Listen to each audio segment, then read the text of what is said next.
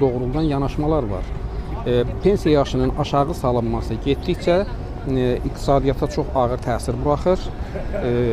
İnsanların özü üçün də ziyanlıdır. Amma insanlar, bəzi adamlar düşünür ki, pensiya yaşı aşağı endirilsə bu faydalı ola bilər. Bunun əks effektləri var, çox ağır effektləri var, iqtisadi hesablamalar var ortada.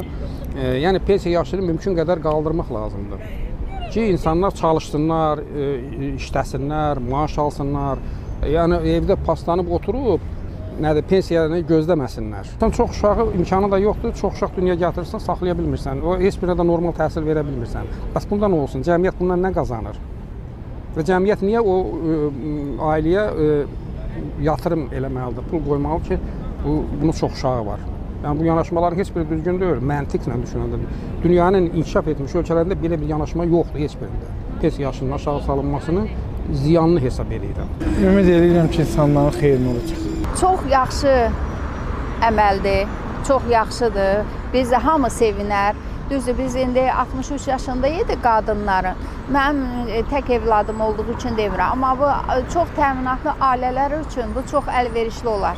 Çox istəyərək ki, həqiqətən də əhalini yaxşı fikirləşsinlər, onların rifahını yaxşı fikirləşsinlər. Fikirlər cəm olsa yaxşı olar da.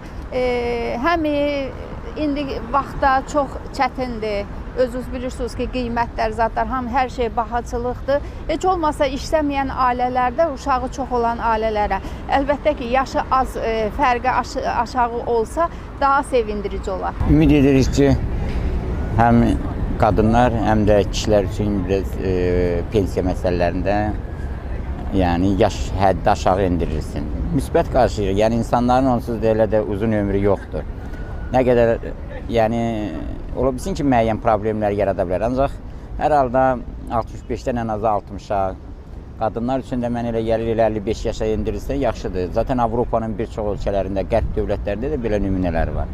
Yəni bunun elə bir ciddi anlamda problem olmaz inşallah. Əksinə, insanlara motivasiya verər ki, müəyyən anlamda onlar daha tez pensiyaya çıxa bilərlər. İşləyənlər də yerində işləməyə davam edəcəklər. Əlbəttə yaxşı, çox yaxşı işdir.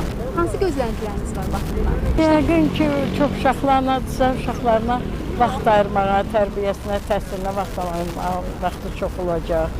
O yaxşıdır, o əla bir işdir. Həm də pensiya daha tez çıxacaq. Bəli, həm də ki, əlavə pul da alacaq, çox yaxşıdır. Bu dərsliyi mən müsbət qarşılayıram. Yəni, bu yaxında mən televizorda ya da YouTube'da işitdim ki, bizim Avropa ölkəsi daxilində bizim ölkə uzun ömürlərə görə ən aşağı yerdədir, ən axırıncı yerdədir. Yəni bizdə orta yaş çox aşağıdır, orta yaş hesablayanda. Amma vaxtı ilə SSR dövründə Kirəli Müslümov var idi, digərləri var idi, uzun ömürlər ölkəsi sayılırdı.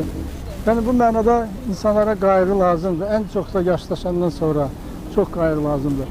Mən bunları müsbət qarşılayıram ki, əgər bu yaş həddi indirilirsə, xüsusən də bu qadınlara, xüsusən də çox uşaqlı qadınlara bu şamil edilirsə çox müsbət bir cəhətdir.